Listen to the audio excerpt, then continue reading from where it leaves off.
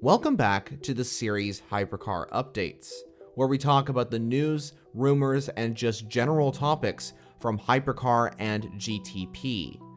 On episode 9 of Hypercar Updates, I will discuss things such as Aston Martin's confirmed Le Mans Hypercar, another test completed for the Alpine A424, and besides Aston Martin, will another manufacturer enter Hypercar in 2025?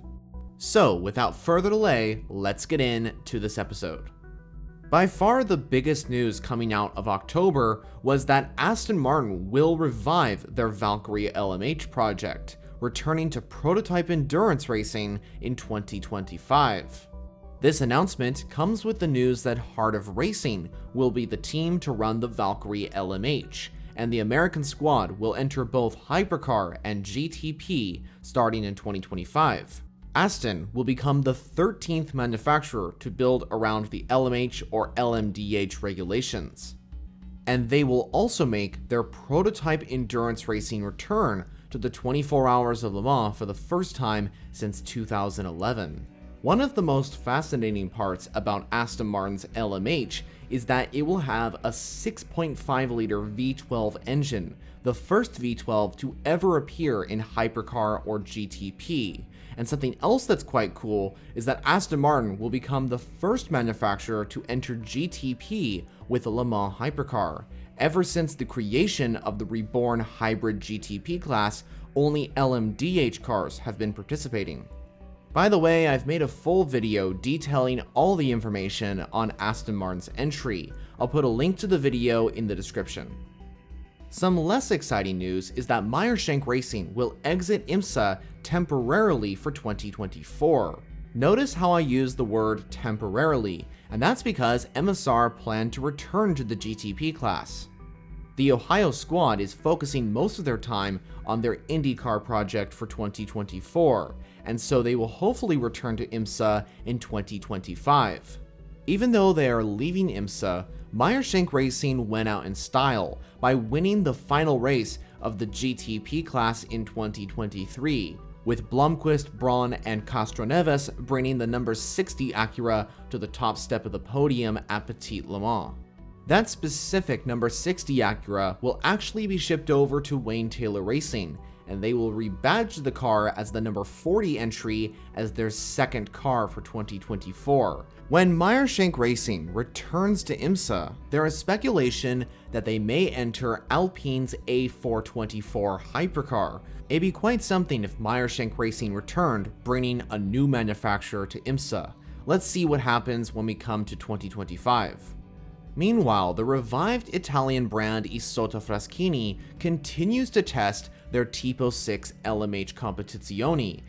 This time, they took their hypercar to the Imola circuit to compete in a 2-day test. They actually took to the very same track that is the future home of the 6 Hours of Imola, the WEC's only Italian race next season. While Isota Fraschini were testing their Le Mans hypercar, they were faced with the challenges of traffic and changeable weather. However, this gave the Italian manufacturer an opportunity to gain even more experience when dealing with traffic and changeable weather, which are two factors that you encounter in endurance racing. So ultimately, it was a productive test. In the article from Speedweek.com, Claudio Barro, the director of motorsport at Isota Fraschini, spoke about this Imola test. "We can be satisfied with the Imola test. 2 days dedicated to the final fine-tuning of the car before going to the wind tunnel for homologation, and then to the FIA Technical Center in France. The weather variations between rain and sun gave us the opportunity to test the car in different configurations to simulate endurance races where meteorological variables are always lurking. I thank John Carl, Marco, and all the technical staff for the excellent work done so far. Ultimately, what I'm waiting for is that homologation test. If the Isota Fraschini hypercar passes that, they are officially into the World Endurance Championship for 2024. I have some driver news on Vanwall. Alongside Esteban Guerrieri and Tristan Vautier, Ryan Briscoe will join the Vanwall team for the 8 Hours of Bahrain. After Tom Dillman and Vanwall parted ways after the 24 Hours of Le Mans, JP de Oliveira stepped in as the third driver for Monza and Fuji. But he has other racing commitments in Japan, so Vanwall have brought in Ryan Briscoe for this event at Bahrain. Briscoe has huge experience in motorsport. The Australian was a test driver in Formula 1, he raced in IndyCar, ALMS, the reborn IMSA Championship, and the World Endurance Championship, most recently with Glickenhaus until the 6 Hours of Monza. So he brings a lot of experience to the Vanwall team and will hopefully help them to get a good result at the 8 Hours of Bahrain. He is also the only driver in Hypercar to race in 2 separate cars in a single season. We have some news on Ferrari because they now say they are open to supporting a third Ferrari Hypercar project. Now, just to be clear, this potential third Ferrari Hypercar will not race any IMSA GTP events. A GTP Ferrari program is not being considered for 2024. This third Ferrari would enter the WEC, and it would not be run by a factory team. This would be a customer entry. This news comes from an article put out by Daily Sports Car on October 30th of 2023. According to the article, Ferrari's head of endurance racing, Antonello Coletta, said that they are willing to support a third Ferrari. We considered the possibility after Le Mans, and whilst our primary concentration is better performances and more wins in the FIA WEC, we now feel ready to say that we would be able to support with the necessary technical package a program for a third car. A team that's rumored to run a Ferrari Hypercar is the French team Richard Mille Racing, who currently runs in the GTE AM class running a Ferrari 488 GTE. If this team would step up to Hypercar, Lilu Wadu would likely join the team in Hypercar. She is already testing the Ferrari 499P at the Bahrain rookie test during the end of the WEC season. The French racer is also extremely talented. I think she would make the perfect fit as one of the 3 drivers in that third Ferrari Hypercar, of course if it happens in 2024 or beyond. In other news, Mick Schumacher has completed a first test in the Alpine A424. Mick is the son of the 7-time F1 champion Michael Schumacher, and the German racer is expected to get a drive with the Signatech Alpine team in 2024. Schumacher tested Alpine's LMDh at the Jerez circuit in Spain, and according to recent reports, his performance in that car was highly impressive. Alongside Mick Schumacher was Nicolas Lapierre, Charles Milesi, and André Negrão, who all took to the Jerez circuit to test the blue A424 Alpine. By testing this LMDh prototype, and considering that his pace was impressive according to Alpine, Mick Schumacher is on the edge of being confirmed to the driver lineup. So now all we need to do is wait and see if Schumacher will be on that list. Unfortunately, in these last few weeks, we have been presented with some bad news, and that is that Glickenhaus will end their WEC Hypercar program. This essentially means that the 2023 season was likely the last time that we saw Scuderia Cameron Glickenhaus on the grid in the Hypercar class. After 3 seasons in the World Endurance Championship, unfortunately Glickenhaus has decided to cease their Hypercar adventures as we come out of the 2023 season, meaning that the American manufacturer will not participate at the Le Mans 24 Hour in 2024. This is mainly because of financial issues. Glickenhaus cannot compete with the other manufacturers and provide the same resources to continue to race in a World Endurance Racing Series.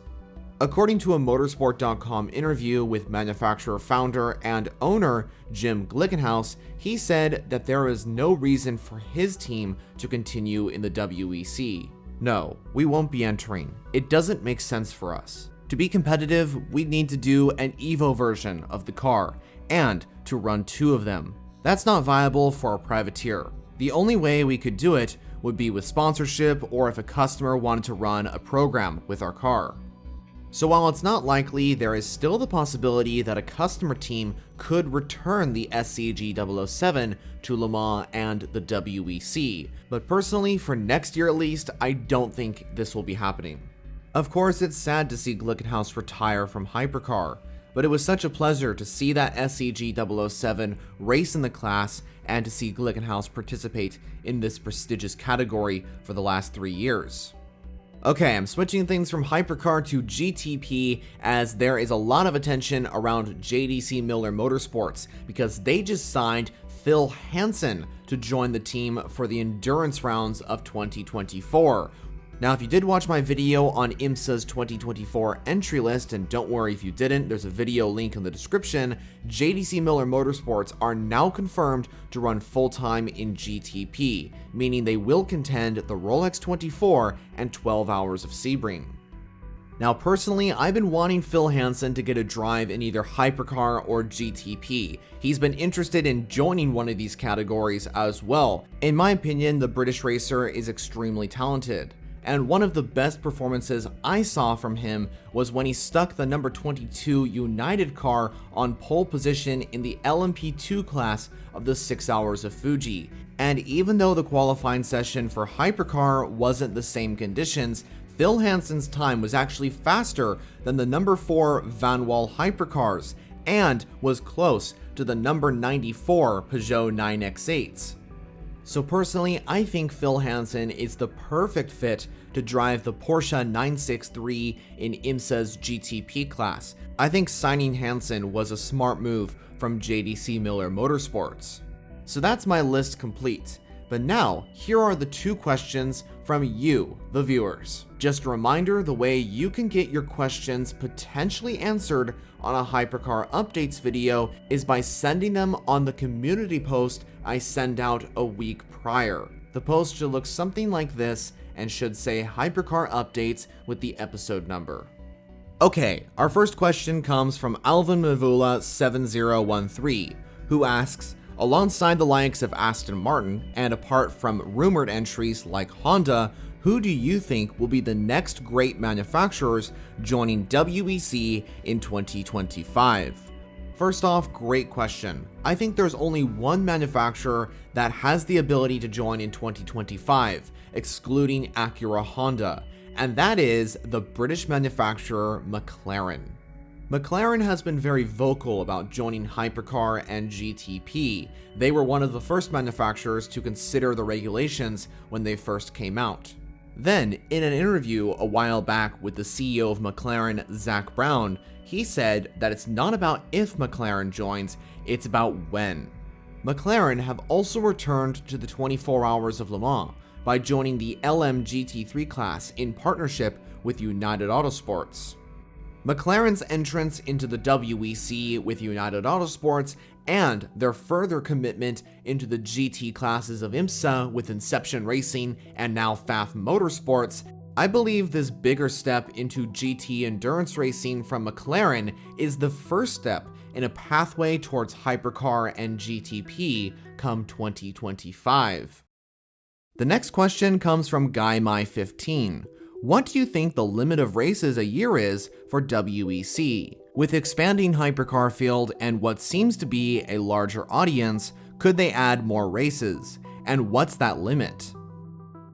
This is a fascinating question to me, and I think you have a good point here. Personally, I'm very confident in saying yes, there should be a limit on the amount of races. I think the WEC should have at least 10 and nothing more. Because here's the thing. If we look at the WEC versus IMSA, for example, both motorsports have done a brilliant job in integrating the regulations of cars across both motorsports. LMH, LMDh, and GT3 types of cars can all race in the WEC and IMSA. And this all points to the fact that a lot of manufacturers that will be racing in the WEC will also be racing in IMSA. And it's not just the WEC and IMSA sharing similar regulations. The European Le Mans Series will also have GT3 spec cars racing, and that goes the same for the big events like the 24 Hours of Nürburgring and the 24 Hours of Spa. So the point I'm trying to make is that there is so much endurance racing, and there is a lot of teams racing in different championships. Meaning, if the WEC adapts more than 10 races to their calendar, there will be too many calendar clashes with all these endurance racing motorsports, and not every team will be able to compete in each event.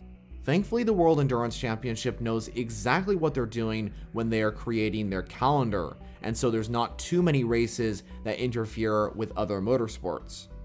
As of right now, the WEC has 8 races on their 2024 calendar. In the future, I think they could expand that to 10, but I think that's as far as they go in terms of the amount of races in a single season. 2 circuits I desperately want to see on the WEC calendar to increase the max races to 10 include the Silverstone circuit in Britain and the Kyalami circuit in South Africa. Although Silverstone is probably not an option for the WEC. If not a race in Britain, then a return to Germany at the Nürburgring would be the best, especially with Porsche and BMW now in the championship of Hypercar. So that pretty much concludes everything from episode 9 of Hypercar Updates. What was your favorite topic from this episode? Let me know all your thoughts down in the comments. I hope you enjoyed this video, and if you're interested in endurance racing and you're not subscribed yet, I highly suggest you do so. I make content on WEC and IMSA every single week. And speaking of content, here are some videos you can watch right now. So thanks for watching, I'll see you all in the next video.